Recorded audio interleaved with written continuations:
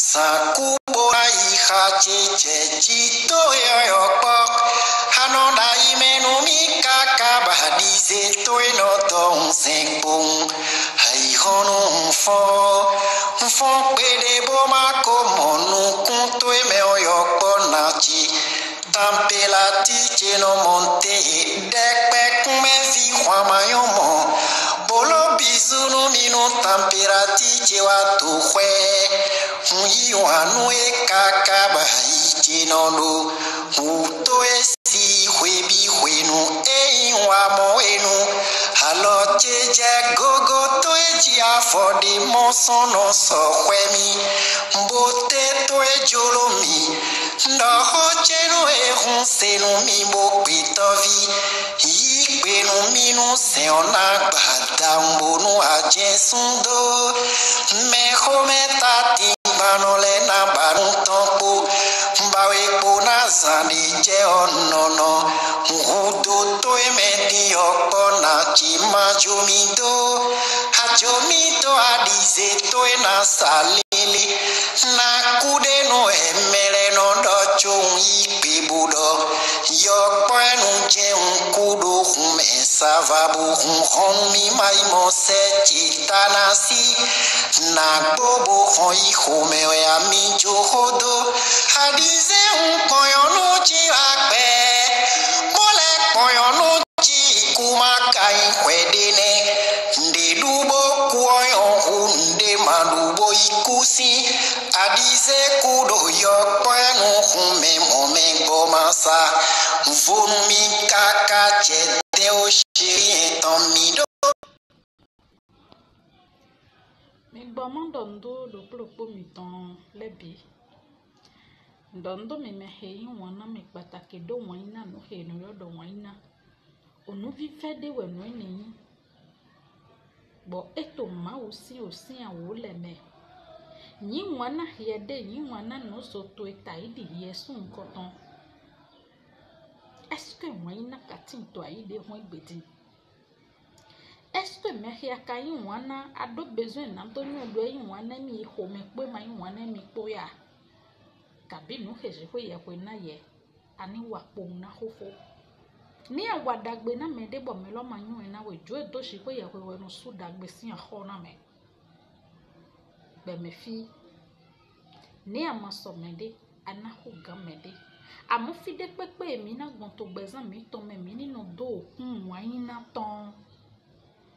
Waina kundido onu vivewe Boya melo wa nyina kandowe bwa idagbe do suwa hone juwe do na mawo Nyala wato de mo yito agbame mo dagbe wato de masono yito agbame Chiko ya pe wonu suwa hone le biton na me Amo pataki no biche yin wana dewe Bo yin wana no zotu ya wito Etre do kenwe Boa mon vie tonto na je do me chale de son to lo me. Dok be me fi. Me he ken to to ebo anyo e. Eso gan wa nyangeli to so. Do ite utu ogbewe no to no etondo sonu. Me kai hon tonto to egbe ete we do hia do ma na ken to so deja bo so gan di kuto ebo so no awan to me. Bo na we. Utu pondo sholian boko bia do klopo mi to yin wana mile afode ji ese pa ido do gbe me fi mi ma hende wa mi ma hende do je agbawe do klopo mi ton lezon o mewe mi son wa me mi na sozo yi pataki asukwa sipo mi fle won na he mi do na mi de do da ngbe no do eni lo taun Parce que à ce quoi c'est pas de problème au ville où nous dit ya mi kon moins dode à ce quoi c'est pas vivre grandi mi kon de ville y nous vivre do moins dode me egbe han so han ya zan ton gbe han ya zen egbe han mi kon de ville sin gbezan no chi nyon when do to na no te po mana no te po asiwe wete When doto na gbakwe ma na gbako asiwe wete mo ni anado sunu ana Joedo na wede nu efulu kaka bua leko wa godo asuwe wa fulu kaka bua leko wa godo nugbo ni nyido nu dagbe we mi jodo to kwegbe mi di ke bonu make suntile ne ye idan pe kakaka ye ni nyido nu dagbe we mi jodo to kwegbe eje so ovito ele na de kunu na we bona gbon fina ndo mi menyo nu batanti he no bat do vi mi ton si gbeze meme mi menyo si de no toli sun si sin apo uto bonu ho vile mi no won ya na vile mi mo no do to vile asu vivi na we so mo bonu we ton son sun lo me maka vivi na we anyi wana asu we so mo ba maka toju vie ton le ndo vilo le we ye na do won na ya nyi na asu we na do ya sin me le mi nyi wana vile o vile to kwede do mi no do to ye awulivu jonjo jale to homo boto dide to egbe no si mi me ya lego mi me ya lego to yen sun do awulivu dagbe do po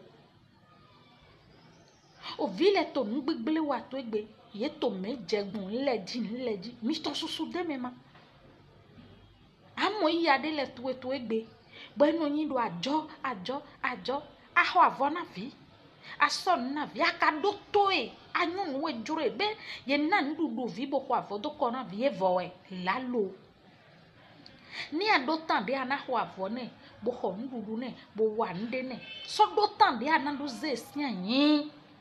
awa swe uchi aswe na aka bi baido awo do kwe mu ajegowe ya awalewe ya amoregwe don se po fitwe na ye po sutu nyosi vito enyo si po ye podo na di honton vive laima na bola nde pepe doe mi me yade mi no vedoro de mi di vilole mana so won gbede nu kunde adokun vi he do hoyawe e me we na pon vi he do hoya ton hoye ne hoya ton ye wedi amo mi no mi de si kaka mi na wa no visi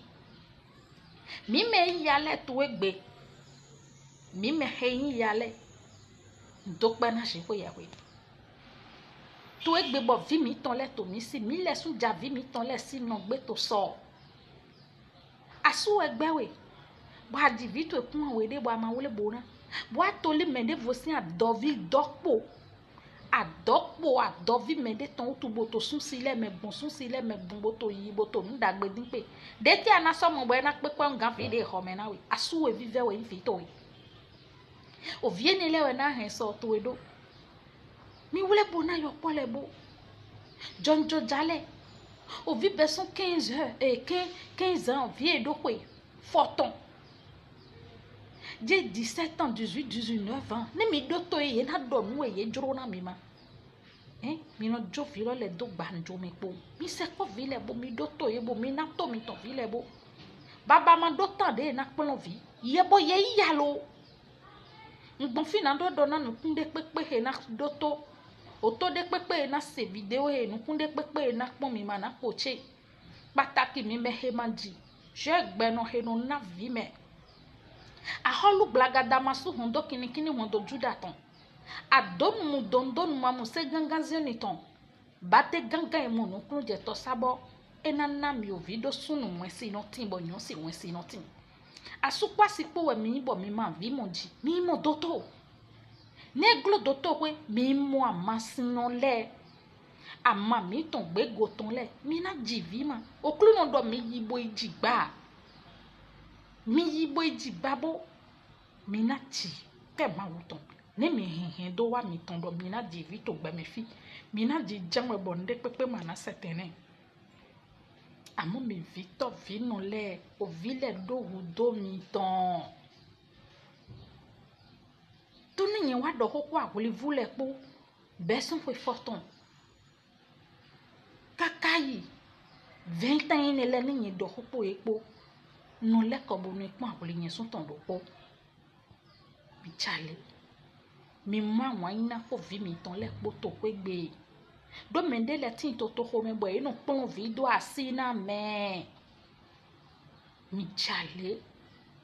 soto enanyo o vito esi wete e ma soto nanyo vito esi wete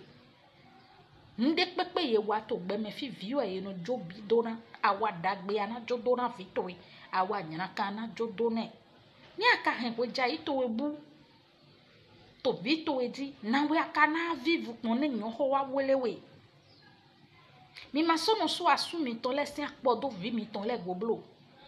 do ye wu sun sile si je savais je yi no do gbezan yi ton me len loko nyon doko si de sun si na be nyon na bi de da do po je no yin wana de pole ino ze yi le do no be ya votin chan sinde nu we inde pole ayin ya le to fide bo ye da me de vodo jiwe se do taka gloto me do sinde nu we en tant que vlavo ne mi le wa jan yi na me ne do desin asuwe ma yin wana amone ye ya le do ko de gbe bo flin bo to ya le jara pa si we wa yi tende mi asuwe do na we so asiwe tu es foutu nan dudu asuwe wanu ejeto asutu we asutu ma na regretter de do hona we bodo da mi do to na han he mi chale mi yin wana mi de tai bi mi le sun goton mi fon yo pole mi ka hobio yo pole mi ji hon ton kaye mi no doto ye mi no doto nu eje haye nu e to di drema nu e mi to bi be ho ene wan problem ye ton o vile lo sun do ye do wudo ye ton spécial ba ye do besoin do mi ni doto eni mi doto yo pole ena chena do klopo mi ton reyon joli an boko vi pe vi ho mensin ndondo mi me jonjo ja he no do ho he mi le mi me jonjo ja wuli vu he no do ho he mi le ndo mi